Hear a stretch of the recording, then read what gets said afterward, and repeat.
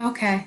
Hi, everybody, and welcome to Intro to Sustainability. It's Monday, April 27th, and this week we are talking about resilient infrastructure, so sustainable infrastructure. Today in particular, we're going to be focusing on streets, sustainable street systems, and then on Wednesday, we're going to talk about the green building chapter that you read. Okay. So before we get started, I just want to tell you a couple of announcements about your Sustainability Technologies Initiatives project. So I did receive ideas from almost everybody, and I yesterday at some point put my feedback for your ideas on Moodle. So if you aren't sure how to see that feedback, essentially you go into Moodle, you go to the place where you submitted your idea, and you click on it. And there's no grade because this wasn't a graded part of your project. And there's just a comment. You open the comment and you look at it, and that's my comments about your project. If you can't find that comment, please let me know, and I can walk you through it individually. Okay, so all your presentations are due May 4th. That's next Monday. It's coming up quick. Now, don't get too panicky. Most of you seem pretty excited about your ideas, and you have a wide range of ideas, so I'm really excited to see your presentations. Stick with that enthusiasm. This presentation should not be overwhelming. There's a rubric on Moodle that I've shown you before. It shows you exactly what to include in the presentation, and it's only a 10-minute presentation, so it's not really that long. So that's what you need to think about. If you haven't, oh, I forgot, I had to tell you something about this. I created a Moodle, so if we were in class, I would just say, sign up on this sheet to pick which day you're going to present your presentation in class. But since we're online, I had to do it on Moodle, and I somehow messed it up. So I didn't limit the number of people who could sign up for a specific day. And obviously we can't have all 15 of you present your presentations on May 11th. So I'm going to have to make a new one of those and post it again. It's on my to-do list to do right after this class. So I'm going to figure that out, and then I'll change it on Moodle. So even if you already signed up for a day, go back in and sign up again. First come, first served. You all wanted May 11th, but you can't all have May 11th. And honestly, the presentation's due May 4th. So what's the point of waiting till May 11th to present it? There's no advantage in terms of pushing that workload back. Okay. So that's all about that. Please email me with questions if you have any. If you want me to look at your presentation before you give it, I'm also happy to do that. Okay, so let's move on. So today we are going to watch this lecture. That's video 1. And then there's 2 other videos on there that are really interesting. The first one is Tactical Urbanism in Burlington, Vermont. And the second one is Green Streets in New York City. So I'm going to try and keep this lecture pretty short because those 2 videos are 6 or 7 minutes each. I usually try and make sure they're pretty short, but those were slightly longer. And then the mini assessment covers this video and those additional videos. Okay, so let's refresh our minds. What is resilience? We talked about this concept way back in the olden days when we were still sitting in the classroom together. We talked about the difference between resilience and sustainability. And remember that resilience is the capacity of a system to recover after being hit by some disturbance. So I gave the analogy of like the old saying, the tree that bends in the wind does not break. If a tree is able to bend instead of snapping in the wind, then it can bounce back to its original state. But resilience doesn't always mean going back to the same exact state. As this definition below says, it says the capacity of a dynamic system to adapt successfully to challenges that threaten the function, survival, or future development of the system. So for the system to keep going, right? for the system to keep going and absorb impacts and keep functioning. Now, as I pointed out in your CPS, or I asked you to think about, this doesn't only happen to good or positive systems. This can happen to bad or negative systems. A toxic political environment that can prove to be very resilient. It can perpetuate itself despite all efforts to change it from being toxic. So it's not just good things that are resilient, unfortunately. Okay, so today's topic is looking at resiliency in streets and by proxy in cities, right? So why streets? Why would we focus the whole class on streets? Streets are the main public shared space in cities and towns, right? Of course, you have parks, but area-wise, there's many more cubic or square meters of street than of parks, right? So streets are used by everybody. Now, whether you're driving down the street in your Mercedes or you're riding along it on your bike, you're still using the street, right? So they're used by people at all different income levels, all walks of life. And they're a link between public and private life. So your public life might be your job or when you go out and see your friends, and your private life is your home and your relationships there. And the street is like the conduit in between them, right? So the streets are a really important part of urban and suburban life. Now, when you think of streets, if we were in the classroom, before I put up the slide, I would have said, when you think of streets, what do you think about? And most of you would have said cars, right? But that's not how streets always were or how they have to be, right? When we first had, before we had cars, obviously, 100 years ago, streets were made for horses and for foot traffic. Now, I'm not saying we go back to horses, but having streets, so since that time, since the car was invented, streets have gone over from being for foot traffic to being almost 100% for cars, right? Cars and other vehicles, trucks, buses, that's what goes on the street. Pedestrians are tolerated, but you're supposed to stay on the tiny sidewalk. Bike riders also sometimes tolerated, sometimes not. There's not always a bike lane, sometimes there is. But streets are primarily for cars, right? But this is actually not an ideal arrangement. We should try to move back from this drivable city to more of a walkable city. And this is, there's several reasons why we should do this, and we'll talk about those in a minute. But I just want to say that there are many cities, especially older cities, that were fully built and developed before the invention of fossil fuel powered vehicles that are still very walkable cities. Many cities in Europe that have maintained this walkability factor with large public plazas. But in the United States, a lot of our cities are newer and they were built with the car in mind, right? Like think of LA. That's a car-based city. Okay, so why strive for a walkable city? What does that have to do with sustainability? Well, again, if we were in class, I would ask you to think of these yourself, but I will just tell you, I don't want to block out the Statue of Liberty there. So when you have a more walkable city, you walk more. And that means you take fewer vehicles, whether it be your own car, an Uber, or a taxi, or a bus. Any one of those that's powered by fossil fuels, obviously walking or biking is a better option. This leads to better air quality.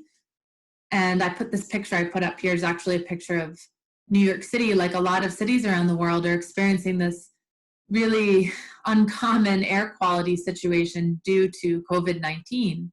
So because movement has been so reduced, the air quality has gone way, way up in many cities, and they're seeing these beautiful blue skies. And down here on the bottom there's a picture of Beijing.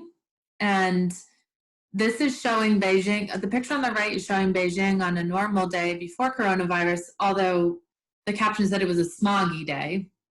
And this is showing the same view a month into China's then lockdowns on the cities for coronavirus. So you can see a drastic improvement in air quality there. Now, what else? Oh, reduced vehicle-related fatalities. So that might seem minor, but actually, I didn't look this up, but vehicle-related fatalities are one of the leading causes of death in the United States, really. Look it up. And in some countries, like in Africa, they're the number one, which is a continent, not a country, but in many countries in Africa, their vehicle-related fatalities are the number one cause of death. So to have fewer vehicles on the road and more people and bikes is definitely positive. Okay, so what about from other perspectives, like social and economic perspectives? So there's increased public health, right, from walking more and from the social connection. So when was the last time you had like a meaningful social connection from driving next to somebody in traffic? Probably never. But what about walking down the street and you see somebody, and even if they just say, hey, how you doing? It can cheer you up a little bit, right? Or you might see one of your friends or acquaintances on the street, have a conversation. So that increases public health. Increase local purchasing. If you live in a driving city, you're more likely to drive out to the strip malls and buy your stuff from the big boxes or big box stores, or to just say, forget it, I'm not driving all the way over there, I'm just gonna buy it online. But when you do a lot of walking in your city, you're walking past all these stores, and you're more likely to just stop in and get something that you see. And so there's increased local purchasing that's seen in cities that have higher pedestrian flow. And then last but not least, better access to services and jobs for low-income people who may not own cars. So how you may have read in the past about the phenomenon whereby the inner parts of cities become so expensive that people in the service sector can't afford to live there, and they instead have to live far out of the city and then take like a bus to a train to another bus to get to work. Now, if you have more walkable cities, you're still faced with the problem of people living in those areas, people in the service sector not necessarily being able to afford the rent in that area. But if more areas and more cities are walkable, it will start to address that problem. You won't have to live in the fanciest, ritziest part of town to have a walkable scene like you see down below in this picture. Many parts of cities could have them, and that would make people more likely to have access to jobs because you don't have to have a car to get to a job. So there's been some really interesting changes in the way we use streets during COVID-19. And I put up these couple of headlines from articles up here. There was a big push in the past 3 or 4 weeks in New York City, especially for the mayor to shut down a whole list of streets to vehicle traffic and open them to pedestrians. And the main reason there is that, when you walk on a city street, it's hard to maintain the 6 feet that's recommended for social distancing. And so by opening up the streets to pedestrians, it's much easier, as you can see in these pictures, for people to use the street while maintaining that safe 6-foot distance. And actually, you can see in this article down here, this came out in the news today. First, the Bill de Blasio was resisting opening the streets in New York City, but just today he said, okay, yes, we will do that. We will go ahead and close 100 miles of streets to vehicles and open them to pedestrians. So now you might be thinking, this is crazy though. You can't keep doing that. They have to be eventually closed to pedestrians and open back up to traffic. Well, I'm not sure that they do. The traffic in the city wasn't great to begin with, right? Adding more pedestrian access might lead to more people walking instead of taking that kind of transportation and reduce traffic. So I want to say something though. It's not an all or nothing scheme. It's a spectrum, right? You don't have to either have traffic or people. You could have just a more balanced street. So let's see.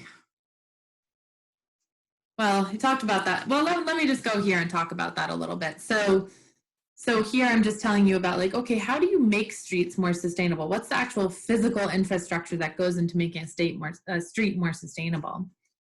So here in this big picture, what you're seeing is kind of what I was just saying, that here's a street where there's still traffic. Cars can still use this street, but most of the street is given over to pedestrians and to a bike lane. So instead of there being the street is all for cars, and then maybe there's a bike lane, maybe there's not, and the pedestrians have the sidewalk. Now in this scenario, the pedestrians have much more area and they're using it, as you can see. And then there's a large, safe bike lane, safely separated from the cars by a divider. So everyone gets to use the street, but it's encouraging non-vehicle use of the street. So as long as we're still on this slide, I'll just show you like other sustainability measures include LED street lights, and that's reducing the amount of energy the actual street requires, right? And then several of you have talked about doing, actually I don't think anybody talked about doing this for their presentation, but I think it was Callie who did her sustainability news piece recently on solar roads. So that would be another physical sustainability installation for streets, is to have those solar road panels that can actually generate electricity when they're not being driven on, right? So there's all kinds of really cool physical sustainability things that can be built into streets. Here's a couple of other ones. So these are environmental, right? These are not social or economic, these are environmental. So stormwater bioswales, you'll hear a lot about that in the Green Streets New York City video.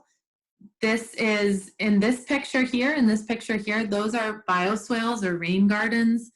And essentially what they do is like, instead of just having, so when it rains a lot in a city, it's all impermeable surface, the pavement. So the water collects, runs into the gutters, fills up the storm drains. And as you'll see in the video, there's actually a really disgusting consequence of that in many cities. And I'll leave that as a cliffhanger for you, but it's really nasty. So here's a way to avoid that stormwater overflow.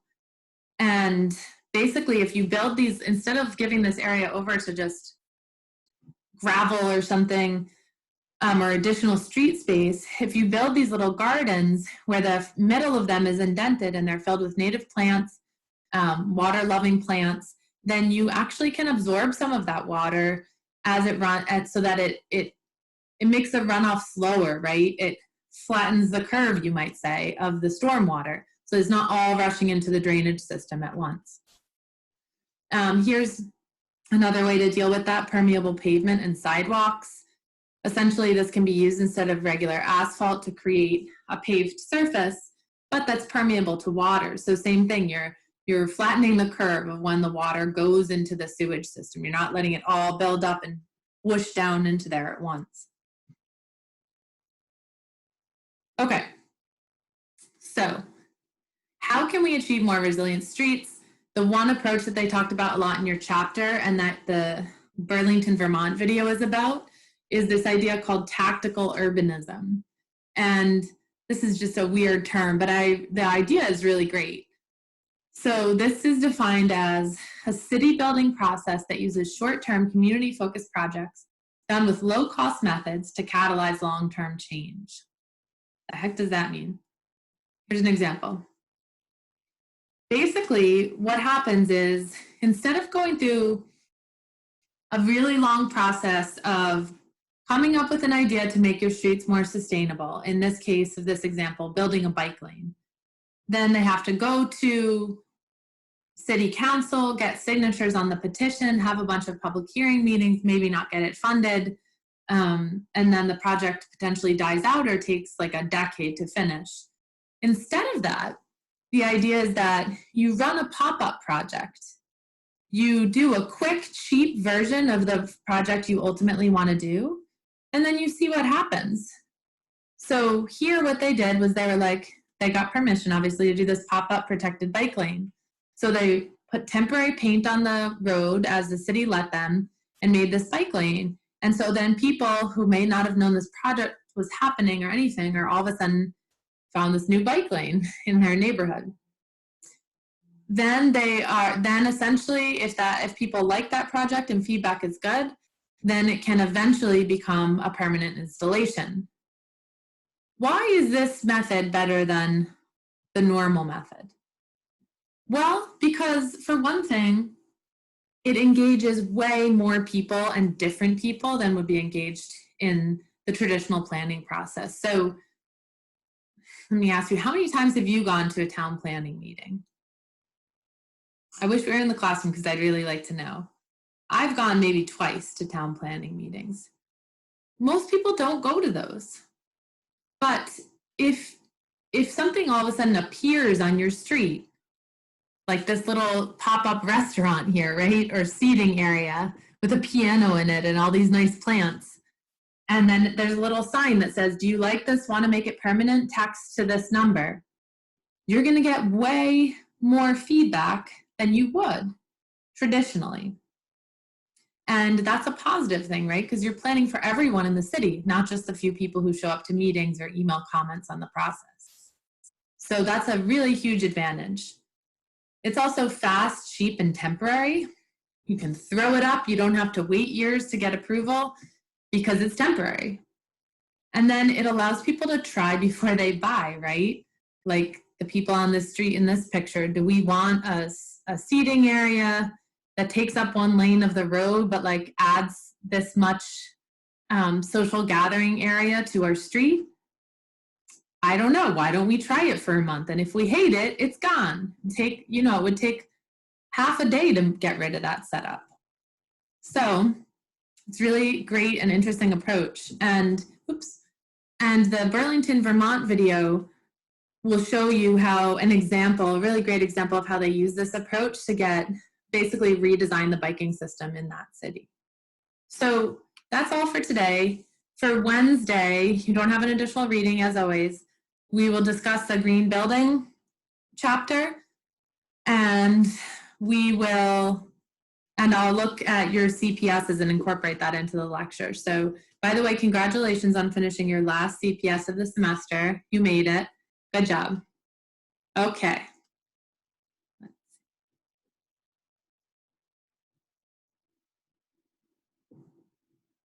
Wow, this is really hard.